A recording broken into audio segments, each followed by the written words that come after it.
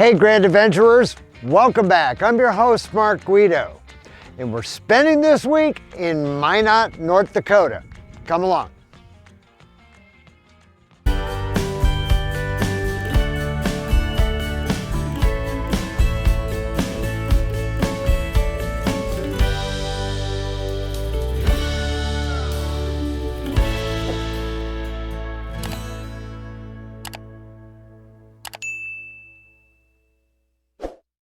This episode of Grand Adventure is sponsored by Etrailer.com, where you'll find thousands of products for RVing, towing, camping, outdoor recreation, vehicles, boating, and more.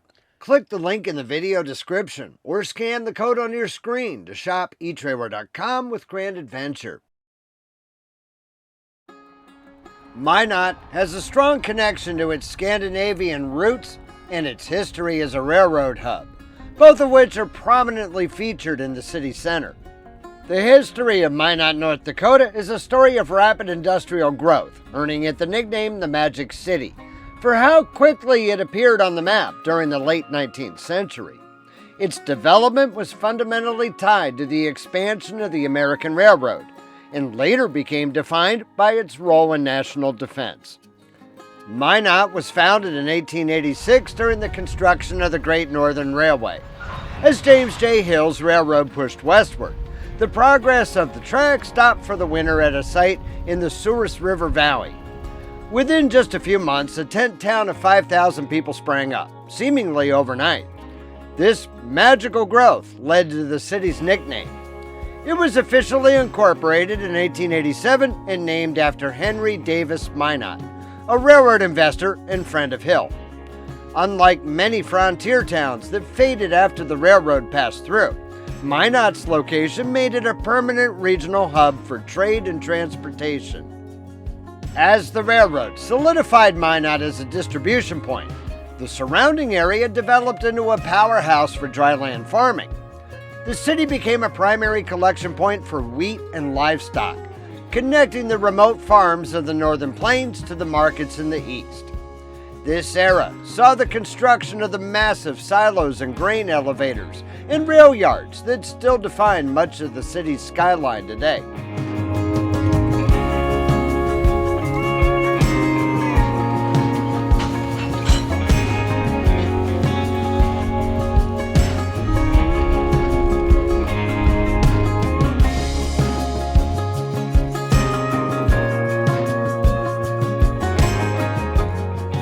One set of these grain elevators, the Union Silos downtown, has been transformed by artists into a giant mural canvas.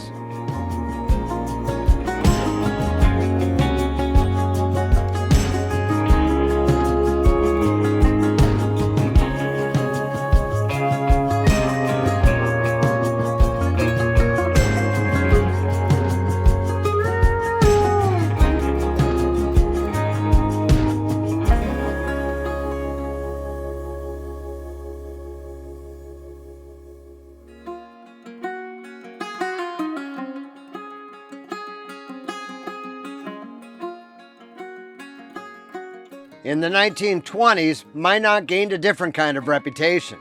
Its location on the main rail line between Minneapolis and the Pacific Northwest, and its proximity to the Canadian border, made it a hotbed for bootlegging during Prohibition. The city became a transit point for illegal spirits moving south from Canada. Underground tunnels allowed bootleggers to move crates of alcohol between buildings and rail cars without being seen by local law enforcement or federal prohibition agents.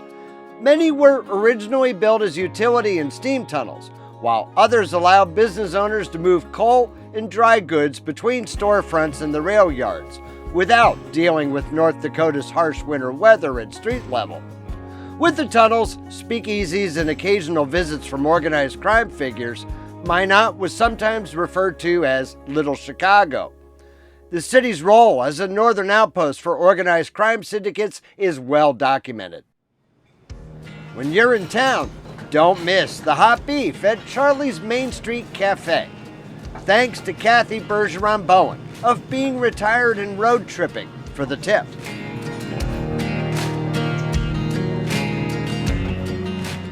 The mid-20th century brought a massive shift to the city's economy and demographic, with the establishment of the Minot Air Force Base in 1957. Minot became a critical strategic location for the Strategic Air Command. It eventually hosted both a wing of B-52 bombers and a massive field of Minuteman intercontinental ballistic missiles in the surrounding countryside. The base remains one of the largest employers in the state, making Minot a unique blend of a traditional Midwestern farming community and a cosmopolitan military town with residents from all over the country.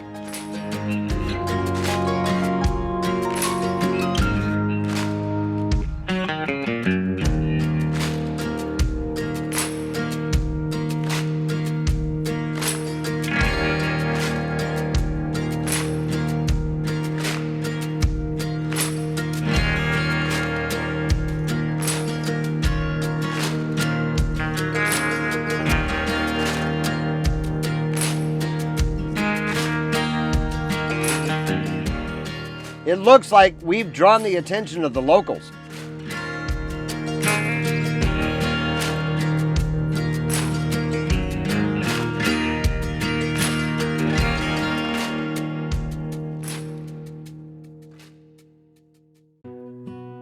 Minot honors its Scandinavian roots with the Scandinavian Heritage Park in the center of town.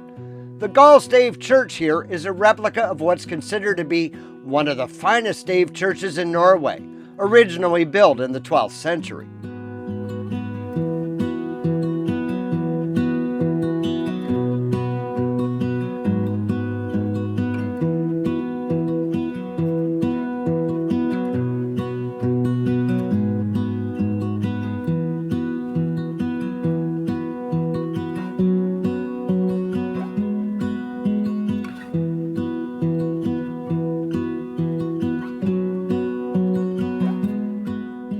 The park also contains a giant Dala horse, considered the national symbol of Sweden.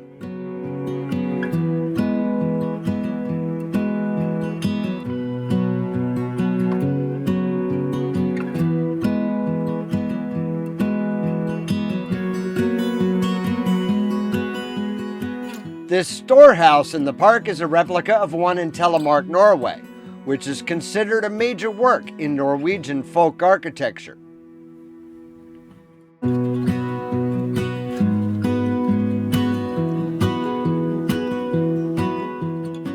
This original house that dates to 1770 is said to be typical of life in the Sigdal Mountains of Norway in the early days. It was dismantled in Norway and shipped to Minot, where it was reassembled in Scandinavian Heritage Park in the early 1990s. The last thing I expected to find in the flat farmlands of northwestern North Dakota is a memorial to Sondre Norheim, often considered the father of modern skiing. It turns out he's buried in tiny Denby, North Dakota, east of Minot. The history of Minot is also defined by its relationship with the Souris River. The river valley provides the city's beauty, but also its greatest challenges. Significant floods in 1981, 1969, and most notably the record-breaking flood of 2011 have forced the city to constantly adapt. The 2011 event, which displaced 11,000 residents, sparked a massive ongoing effort to redesign the city's infrastructure and flood protection systems, shaping the modern layout of the town today. While the name of the river is the French word for mouse, which is why it's also frequently called the Mouse River locally, the pronunciation has been fully Americanized over the decades. The French would call it Souris, whereas North Dakotans have created their own pronunciation, Souris.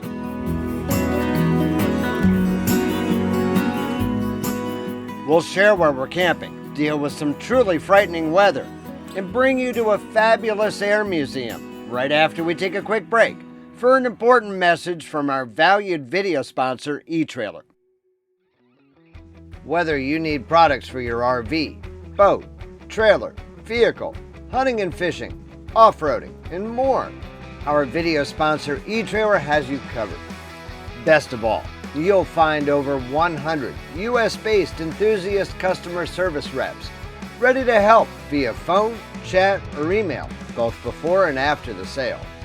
These folks have used themselves the products that you're shopping for, and you won't find a more knowledgeable team anywhere to help you with your outdoor project. Click the link in the video description or scan the code on your screen to shop Etrailer.com with Grand Adventure.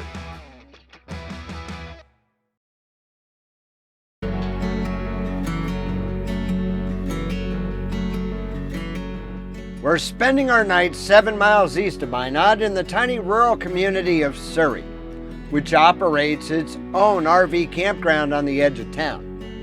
Visitors will find only 10 sites here, both pull-through and back-in, with 30 amp and 50 amp electrical service and water.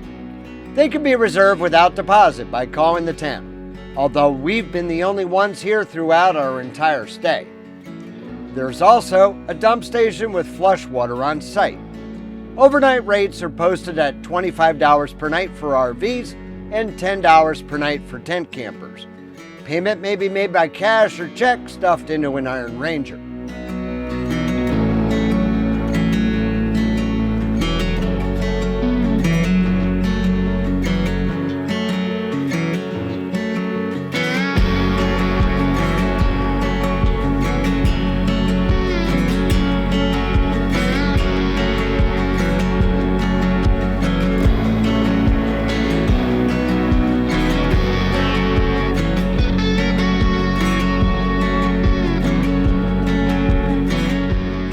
There's a fairly active rail line just a couple of 100 yards away, but they don't sound their horn at this crossing, and we found the disturbance to be trivial.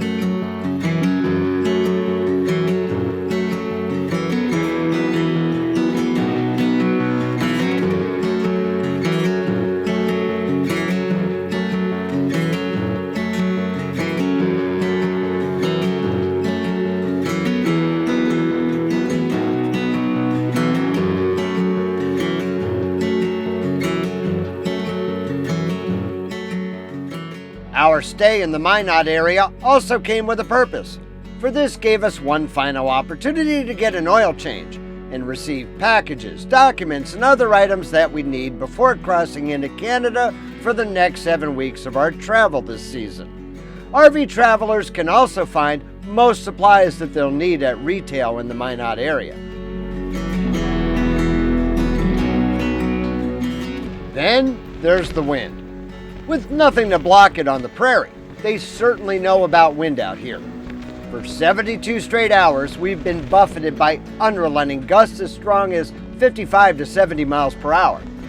Winds have also kicked up blowing dust, which has limited visibility to less than a mile. It looks like Armageddon Day outside. Believe it or not, it's actually sunny out today above this dust.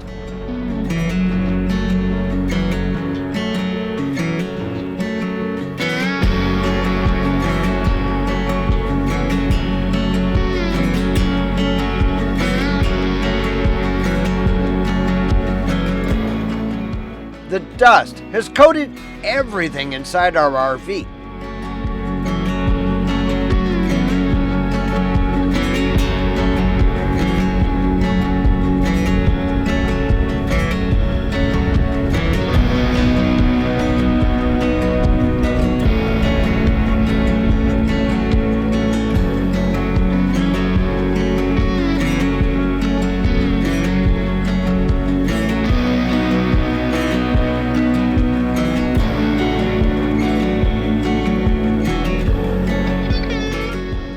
I'll be hunkering down, hiding, and rocking back and forth inside the RV for the duration of this wind event, comforted by a local delicacy, as we take a quick ad break to pay the bills, so stay tuned. With a return to good weather, we're spending part of Saturday exploring the Dakota Territory Air Museum, adjacent to Minot International Airport, and it's their opening day this year. Our grand adventurers know that we love visiting air museums, especially the ones that have a P-51 Mustang on display. In addition to several aircraft parked outside, the museum is comprised of a total of 4 aircraft hangars, each with a dedicated purpose and a particular story to tell. The first and smallest hangar is dedicated to military memorabilia and also contains a replica of the Wright Flyer.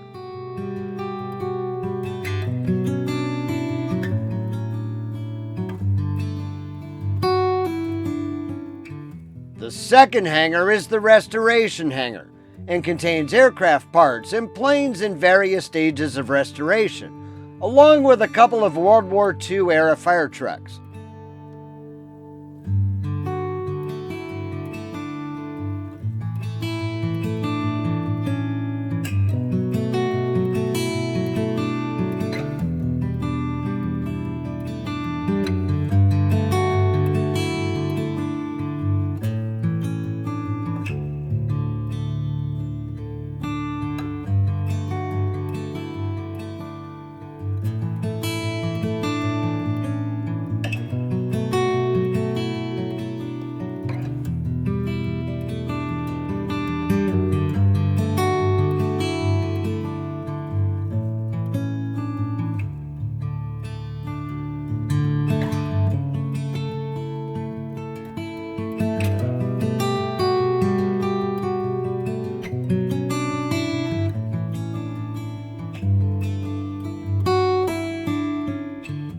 The third hangar is dedicated to an amazing variety of civilian aircraft.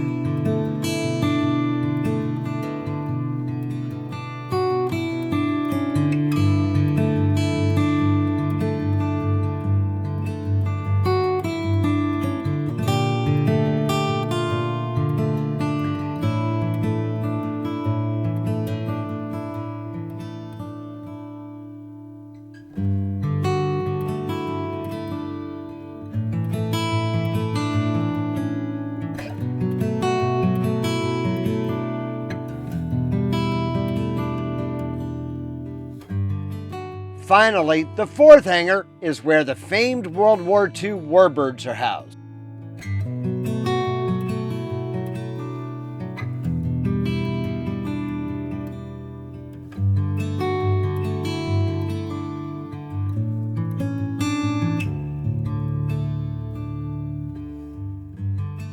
I actually believe that this may be the first time I've seen a Supermarine Spitfire up close. Another positively gorgeous plane that carried much of the war for the British Royal Air Force.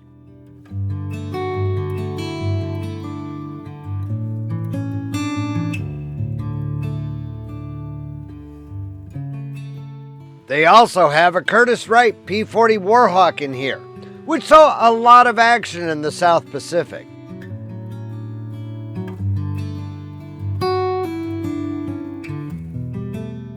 And of course, there's a P-51D. Just look at those curves. It's my favorite plane of all time, although the Spitfire may give it a run for its money.